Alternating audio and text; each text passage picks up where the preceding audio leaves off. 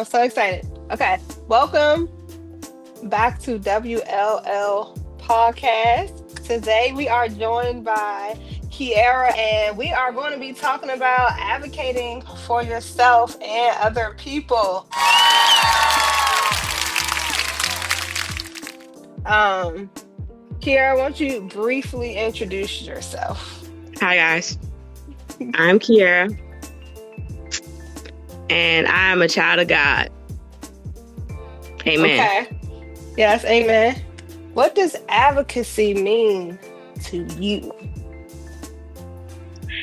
Advocacy means standing up for yourself, standing for what's right and what's wrong.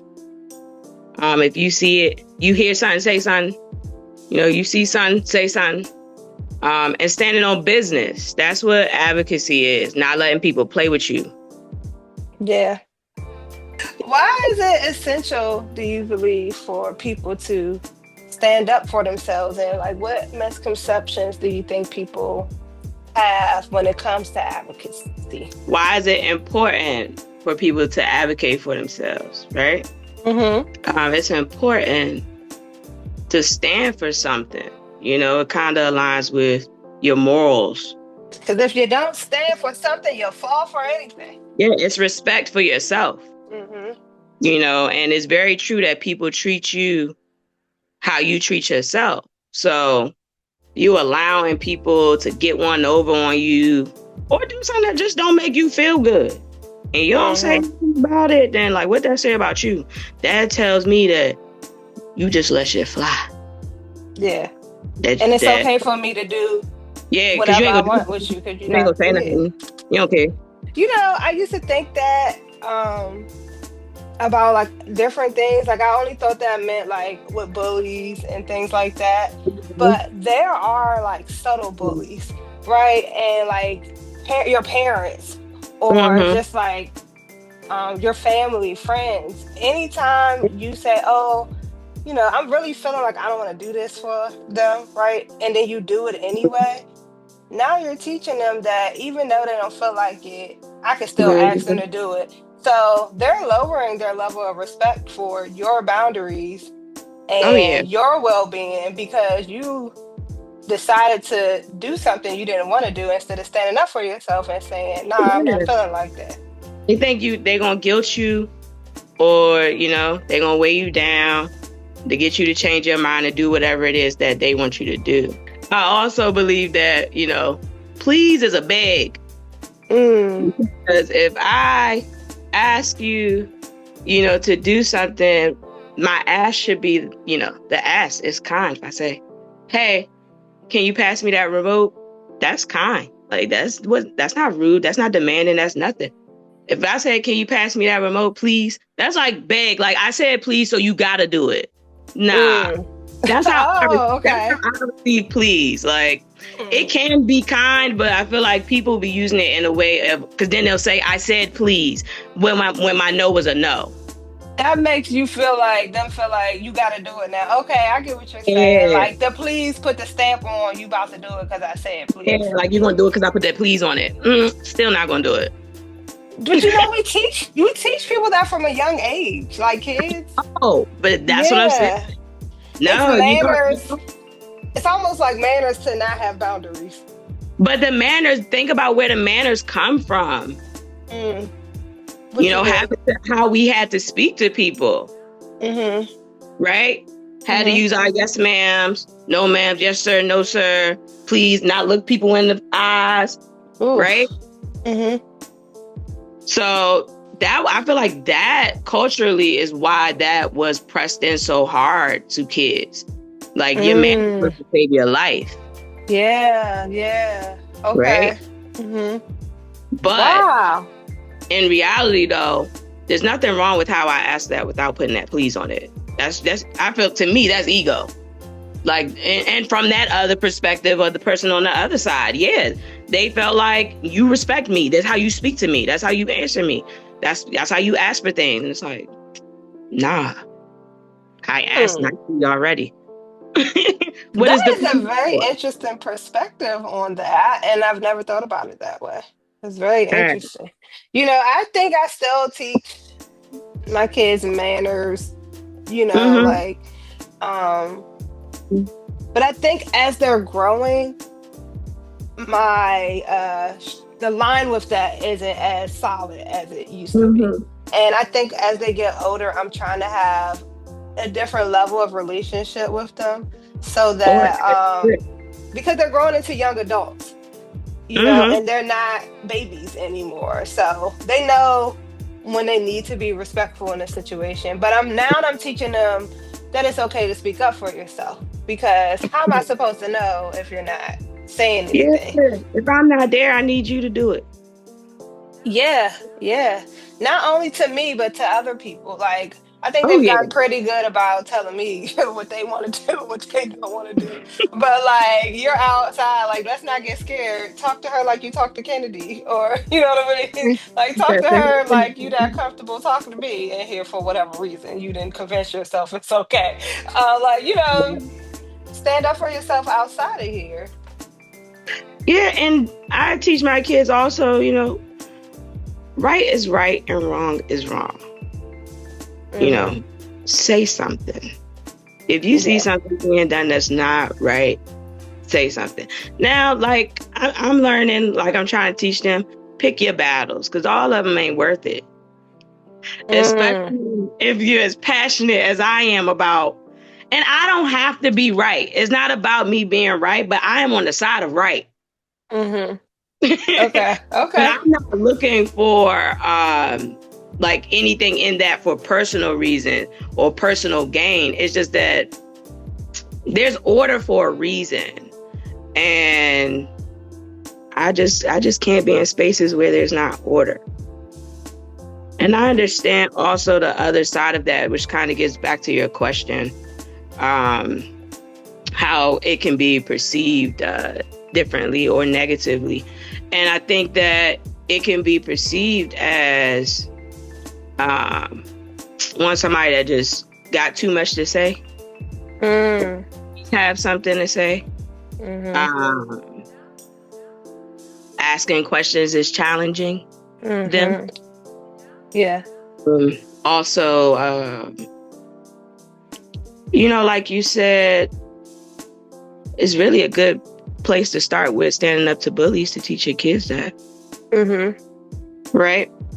As far as advocating for what's right and what's wrong when you see it at school too. So Yeah. I think mm, um I think a common misconception of advocacy that I've experienced was people feeling like it was disrespect when mhm. I have a different opinion, or I'm trying to get somebody to look at something differently. Um for instance, maybe at a job, at my job, my old job, they were not very open to reinventing the wheel.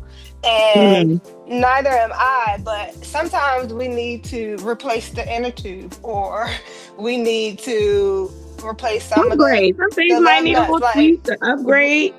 we don't have to print checks anymore, they have all kinds of digital banking, like that kind of thing. Like, and I felt like a lot of the times when I would present Mm. some of the things that I'm like, oh, we could try it this way, it would get shut down with a bunch of no's, like, and then, or maybe I'm trying to go over their head, or, oh, I don't feel like what they already have in place is efficient enough. And they take that as like disrespect. And I'm just like, I'm here. I feel like I got hired to bring on fresh eyes. You see what Yeah. I'm saying? Yeah. Hmm. Um, but I learned quickly in some spaces they don't want change. They want somebody to come and do what they already been doing.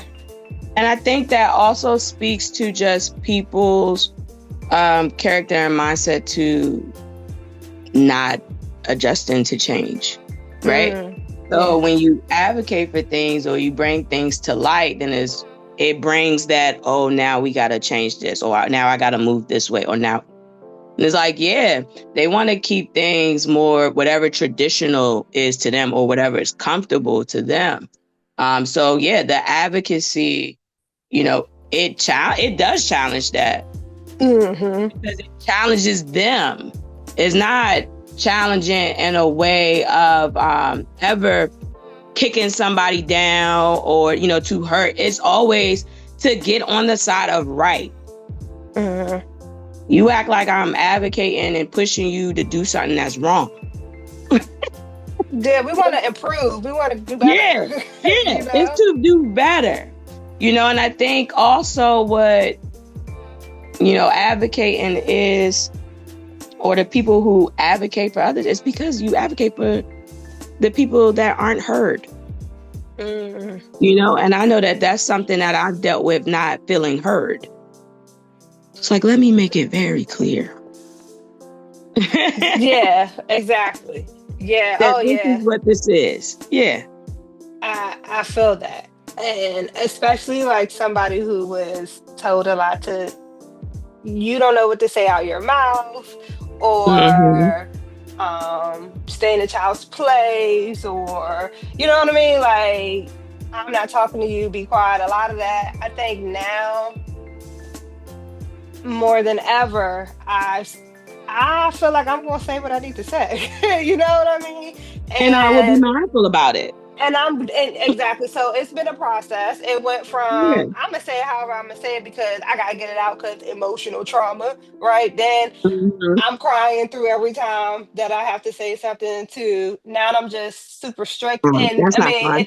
it's not fun. And then it goes to, you know what? I'm just gonna say it as bluntly and as short and concise as I can. To now, it's like, but I found like this phase of my life, I take time, and I am a chronic overthinker. So before I say anything to anybody, I've thought about 1,001 different ways to say it, so that it doesn't come off offensive. Because really, I just want you to hear what I'm saying, because I'm tired of, I value our relationship or our connection, and I don't like how I'm feeling.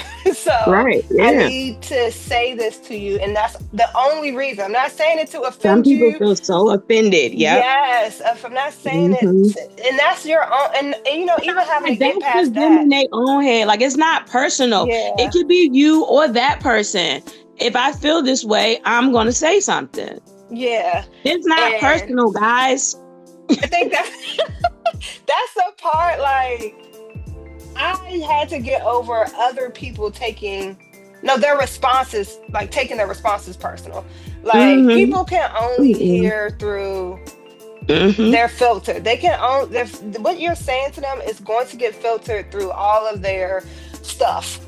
So they're going to hear it however they talk to themselves. It's going to translate in the way that they talk to themselves. And I'm learning that over time. It wasn't what you said. They just didn't want to hear it, or they knew it already and they're upset that somebody else is saying it, or and maybe they already say, I've had somebody say this to me before, I hate when you tell me something because I was already thinking it. I'm already being hard on myself. Well, how the heck am I supposed to know that you're already being hard on yourself when but it's like, why even take it that way? Why not take it as like, oh, that's right on time, that's confirmation. It's confirmation. Yeah. I don't know why. I don't know why people don't take it that way. I mean, but I wasn't always here. Like, I welcome feedback now. Me too. Because, like you said, like, the goal is to be on the side of right and to grow. If you're not growing, what are you doing? You out here wasting time. If you're not growing, you're dead. Like, that's just what it is. You're dead. And I don't want that. I'm learning every day. Yeah. And I'd be so shocked that sometimes, I'd be so shocked that sometimes I'll be looking at something. You know how when you're like in one phase of your life, you'll see something and it'll mean one thing to you, and then you'll see it again later in life. You're like, I have a whole new take on this. Like that's the Bible. Because how many times the church gonna keep going over the Bible? It's right. Yeah. It's not no new passages in here, but it's different. It can mean Yeah, it can mean something in whatever season you in, and then you reread that thing, and it means something totally different. Okay, my neck hurt right now from a little quicking the other day Okay, hello, when girl. Don't make when me we were run around this teaching. room because you know I'm a runner. Don't You make was me get up. teaching about the Lord Jesus, and my neck Oh. hurt. For real. But like, that's how it be. Like, dang, they said the same thing when I read this the last time. It'd be Okay. different parts of it stand out to you in different seasons of your Mm-hmm. life. So Mm-hmm. sometimes when you advocate for yourself and you say something to somebody, they might not hear you right now the way that you're saying it to them, but you just planted a seed, and over time somebody else will water it with their feedback and how Mm-hmm. they'll start to see, okay, more than one person is saying this to me about That's this good. specific. Yeah. That's good because I never thought of it that way. It's also not my job. Like I remember one of my friends told me that I'm always trying to teach people a lesson. And I don't feel like I'm trying to teach them a lesson, but I'm definitely trying to shine light on something that they need to work on. Mm-hmm. You know what I'm saying? Grow in that. And I welcome that. Please tell me. I'm not taking it personal. And because if the intention is growth, then please tell me. I ain't gonna feel no type of way. And I'm not gonna take what you're saying for face value. I'm gonna hear you and I'm gonna process it. And I'm gonna Mm-hmm. decide if you're a valuable person, for me to take this feedback from and apply Uh-huh. it to my life. I'm gonna do all of that. But I Mm-hmm. welcome it. Yeah. Come on. Yeah, for sure. And So also you sharing your feedback lets me know also your mindset and your perspective of things. for sure, you can definitely hear what people are Mm-hmm. thinking about themselves by the way that they talk to you. Mm-hmm. You can definitely hear it. And the more I hear differently now, right? So the more that I I open my ears to what somebody's spirit is actually saying to me. Because I say this all the time. People could be saying the right thing with the wrong spirit, right? So like you can hear it. It's almost like you can feel it. That yeah, you Mm-hmm. saying this, but it's something else behind those words that you're Mm. saying that I'm picking it up and you don't even know Hey you're putting man, it out. did that be happening with me? Yeah, that's how I be catching you. Sometimes I'll be like, here, come on, come on. So what else is it? Because I know there's more. He's telling you. Yeah, but I be having to dig it. I be having to dig it out. And that's why I love to see your No, face when we're talking. I love that. but what's wrong with a little dig? You gonna have to work for it. Working for it. Because I care about you. You see what I'm saying? But not everybody I'm gonna be like, I peep what But you I say. also feel like if they don't want to work for it, then they don't need it anyway. See how you say you Girl, because you care about me? If you don't care about me, then get on out of here. fair. Fair. That's fair. But I feel like that's how I some be weeding people out ain't people. gonna have the time and the energy And or the that's space to fine. do that. And that's cool. Peace out. She was You like, know what I'm "You ain't saying? got time, You neither do got I." time for me. If you trying to get to a certain level with me Hmm. in life and friendship and conversation, like, yeah, you gonna have to have time. If you don't That's have fair. time, then you know what I'm saying? I'm compartmentalized. I'm put you way And over put there. you over here. Yeah. Yeah. You And can't I check have I this check on level you of when I come back access to around. me. Yeah. Mm-hmm. Yeah. You can't have this level of access to me if you're not willing to put in that work. I get that. I can feel that. I Yeah. can feel that. At a place where I was employed. They were trying, I think they had a problem with my leave, how I used my leave. Okay. That is definitely a topic to talk about. And Mm. I'm very happy that things are transitioning into a place where work-life balance is priority. Hmm. Okay. So they had a problem with how I was using my leave. Okay. And it wasn't like I was using my leave and just going with leave without pay. Because where I'm at now, if I don't have leave, I can go leave without pay. And I love that. Okay. Because the restriction of if you don't have the leave, then you just can't go. And if you do go, you're in jeopardy of your job. That don't work for me. Mm-hmm. But nonetheless, I was using my leave, but I would just use it as I was getting it. So I was never like building it.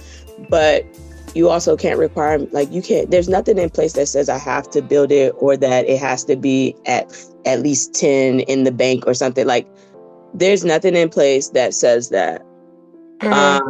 So basically, like, my supervisor and myself, we had conversations and things because they were trying to push disciplinary action on me for, I think, excessive leave. Which didn't make any sense, you know? So I just do my research and, you know, read the handbook and policy on what it says about these type of things. And, you know, and I pushed them and I fought them on it. Every time they had something, I had something back, which is factual in your book. Y'all printed it on page 12.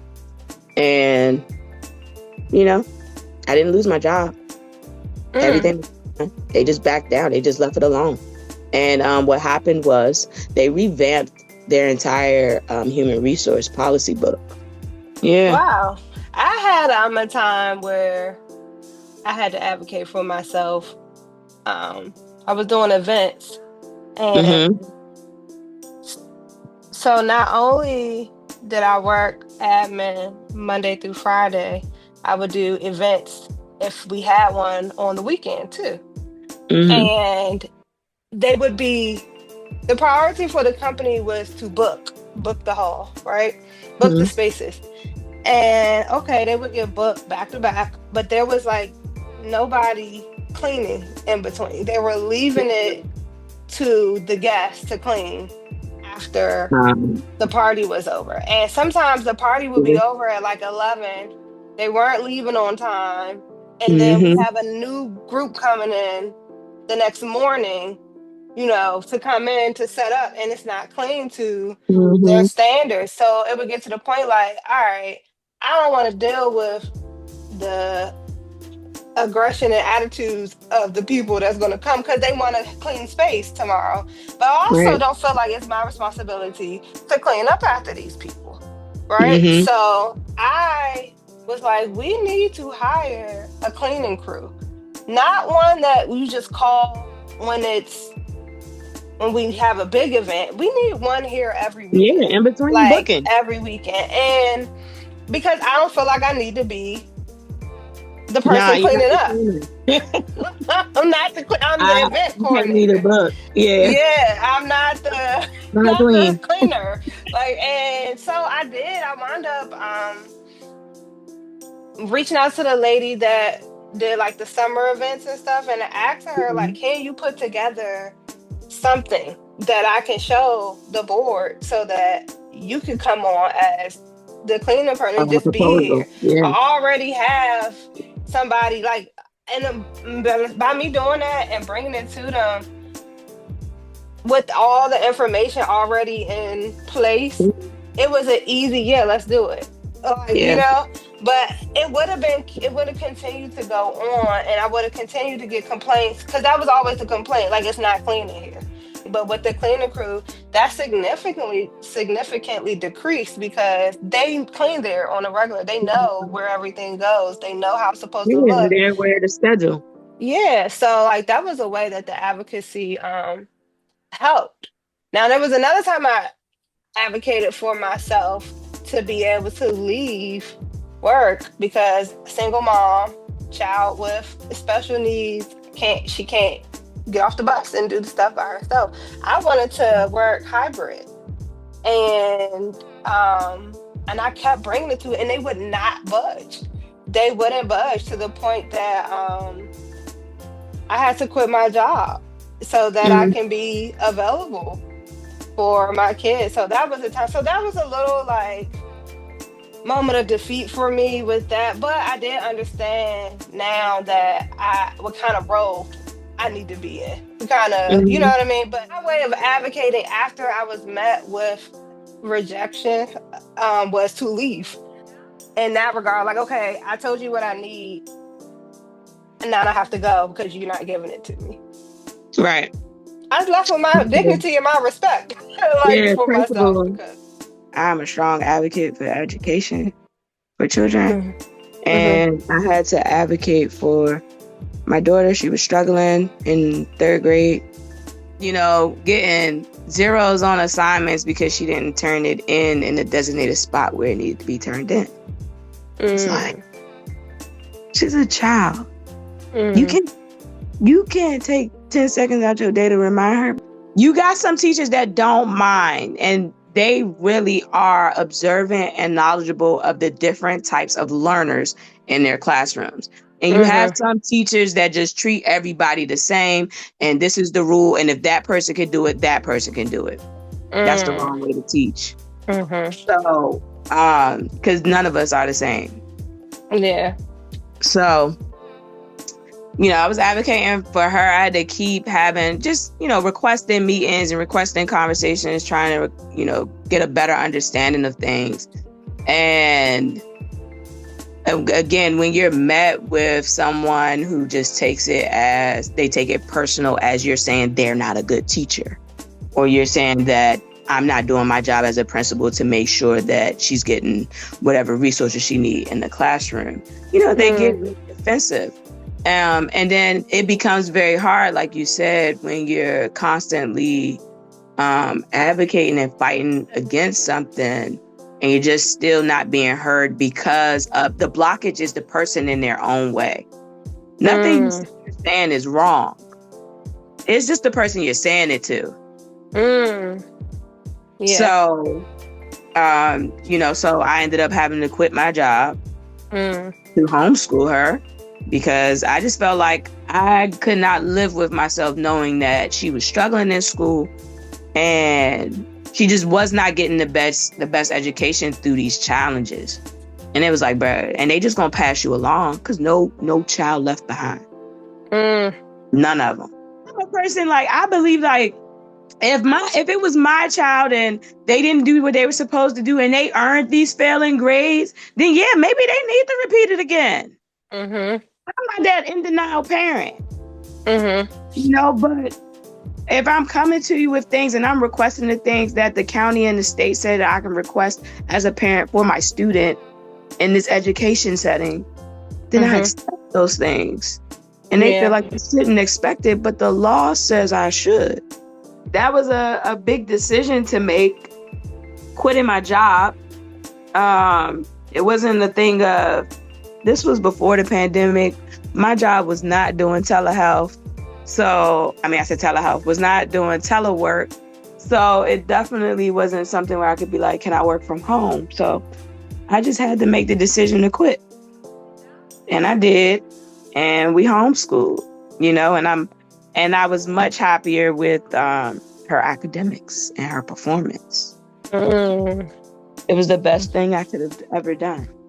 Man, we go through a lot of sacrifice when it comes to advocating for our kids. Like, You have to. But if I say, if we're not gonna do it, who's gonna do it? And who's Exactly. gonna teach Until them they can how do to it. do it? Yeah. Yeah, you have to show them how. And I would say now, my kids, I think my kids are great advocates. They speak up for themselves and they speak up for the kids around them. My daughter tell me, quick, I'm about to send an email. And I ask her, like, how you about to, she'll complain about something. And I'll be like, so what'd you do about it? What are you gonna do about it? Yeah.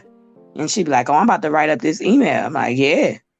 Send that Write to it your mama. up. Yeah. Yeah. And I gave them, and I shared the tools that I use. I share them with my kids.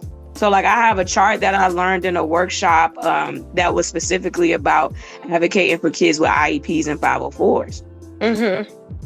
So I take that chart and I use it when I need it for all meetings. It's a KWL chart, and you're speaking about what you know, what you want to know, or what you want to learn, and what you have learned. Right? So I'm going into meetings with the first two columns filled out. This is what I know.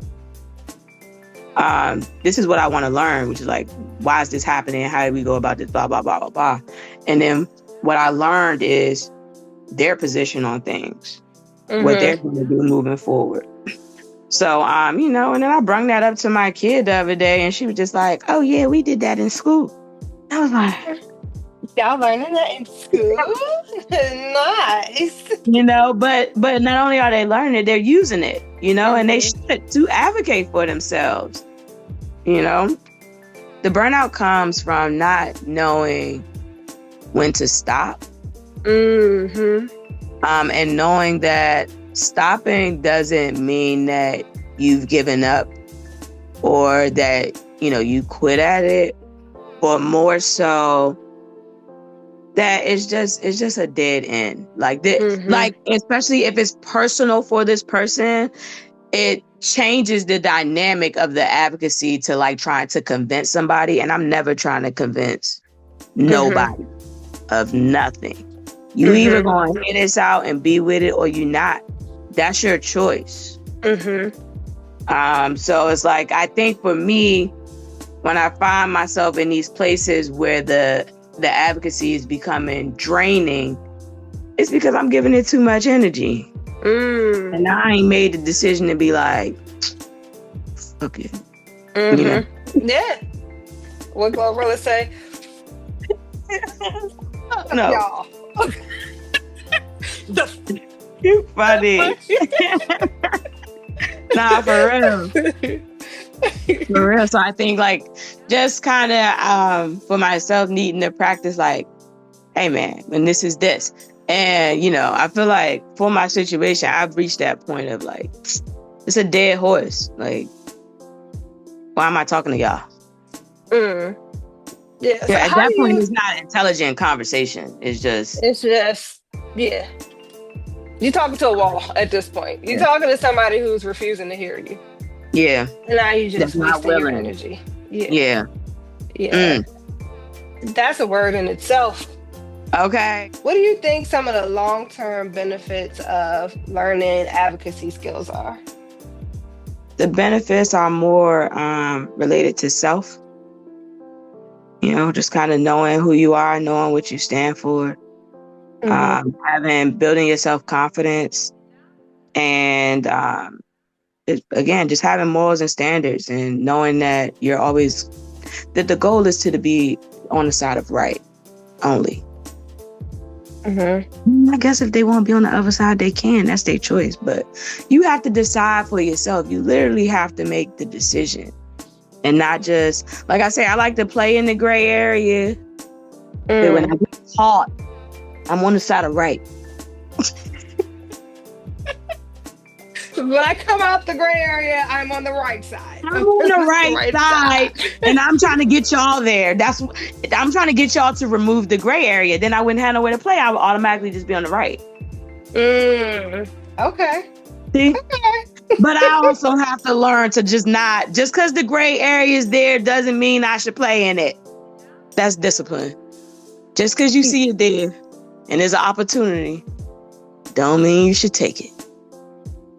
I think that a long-term benefit of advocacy is that it helps to bring order into your life. It makes you it makes you understand what you need truly, right? And it helps you to identify before you go into a situation whether or not this is going to put me in a space where I'm about to be advocating for myself on a regular basis because I'm just not aligned, and this just doesn't match what I want for me. Do you see what I'm saying? So I feel like after you've stood up for yourself so many times, you start to realize the things that you wind up having you kind of wind up in the same places where you're talking up for yourself, and then you'll figure out, I don't need to go to that place because I know what happens when I go over there. What you said about like safe spaces. If you're constantly advocating for yourself in that space, then it's probably not a good space. That space needs some work. Or it's not equipped to hold you. That's all. You should be in a different space. Yeah. And I think, like you said, a lot of people have issues. But the burnout is because they don't know when to surrender and say, okay, I've seen what I needed to see here. And now it's time for me to preserve myself and go on or leave this alone. Yeah. I agree, girl. I agree. What are some, resources or some skills people can work on to build advocacy for themselves and others? I think checking in with yourself Mm. first to make sure that it's not personal. I feel like a lot of my advocacy is for the overall growth of whatever the issue is, or the overall change that needs to happen, not just for my benefit. I'm just the situation that it came across. It would Mm. happen to the next person, but so that it doesn't happen to the next person, let me say something now.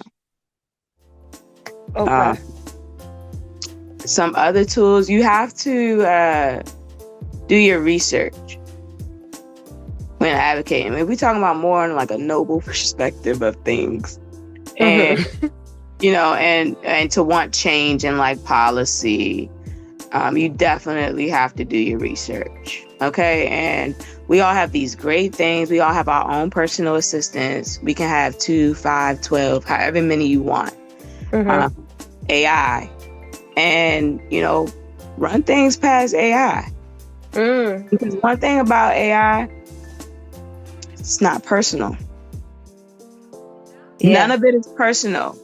Yeah. And that's probably the best part about it, but also something to be mindful about, because sometimes it will write things in a way where it is demanding and it is of expectation, but it's not given those manners, or it's Mm. just not given, the feelings part, the empathy, the kindness.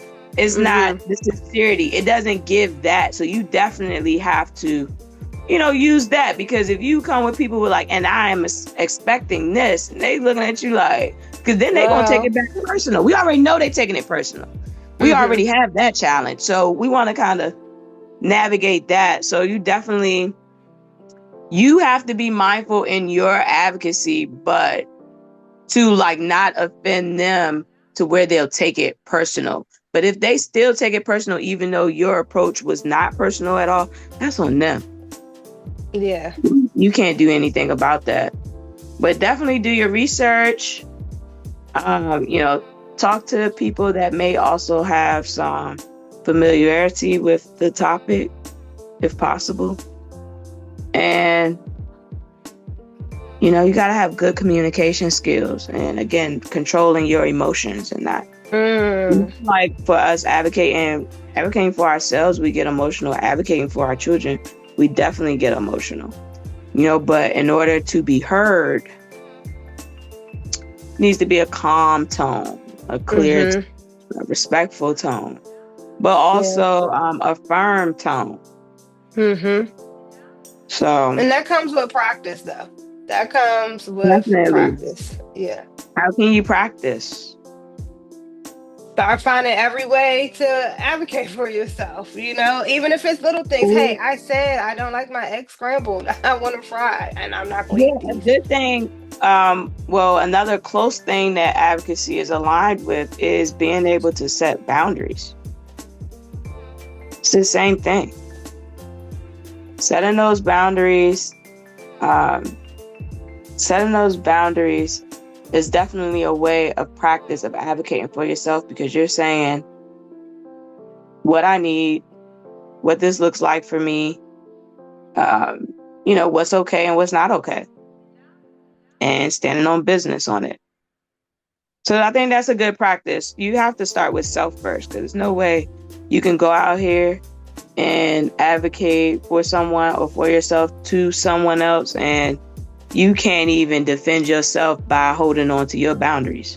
Right. Right. Yeah. Yeah. Recently, you told me that you found yourself in spaces where you're always shining a light on chaos and bringing order Mhm. to those spaces. What advice would you have for someone that's in that same or similar situation as you? Pick your battles. Mm. Pick your battles, because it's like a superpower. You see it all. Yeah. You know, um, it's just like seeing all the loopholes, seeing all the ways things can be misconstrued, or how things are being swept under the rug. Uh, you just have to pick your battle of, I guess, like, and also the right timing. Mm. Can't fight everything at once. And because we're being mindful of how it's received, when you come into a job, I just did a DEI conversation, like an anonymous conversation at work. Mm. And one of the things I took away from that was someone said, like, when you come into a job, especially that has this more traditional perspective, and you come in there making all these suggestions or trying to advocate for certain things, um, she said that it gets shut down, because they want to do things more traditional. They're not open to it. And someone else, a guy, gave a different perspective, but answered to what she said. And he said, if you come in and you're new and you have all these things to say, they're not going to take you serious because you haven't been there long and you haven't gotten adjusted to your job and haven't allowed time for these things. So they essentially literally answering each other. And it's like, well, where's the compromise in that? And that's what you advocate for. It's not just complaint. So you really have to analyze the situation and be able to present a solution. Because if there's no solution, it's just complaining. That's not advocating. Okay. Okay. So you're saying if you can't see a solution to the problem, then it's not time. That's not the time to speak up. If I can't see a solution to the problem, so for instance, if I observe something and I'm like, that's not right, or that needs to change, I'm going to question it. But before I say something to anybody, I'm going to, do my due diligence and my research and see what it says about it. And then if what it says about it is what it is, then, that's what it is. But, then that is the rule. They're following the rules. I am 100% okay with following the rules. If that is what is in place and that works, like, fine. But if it's something happening that's constantly causing a problem for people, over and over, and it's like, also there's nothing stated about it, then it's like, let's put something in place for that. Let's help that. Yeah. Let's better clarify that for these people so that people can better operate in that space. Okay. I think another thing I would add is just making sure you know your limit. Yeah. Before you get the burnout. Know how far you're willing to go How you before gonna you take decide it? to walk away. Yeah.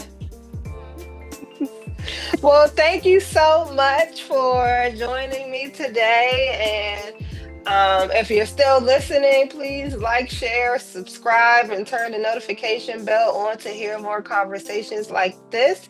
And until next time, this has been WLLP, and with love, Lanisha and Kierra today.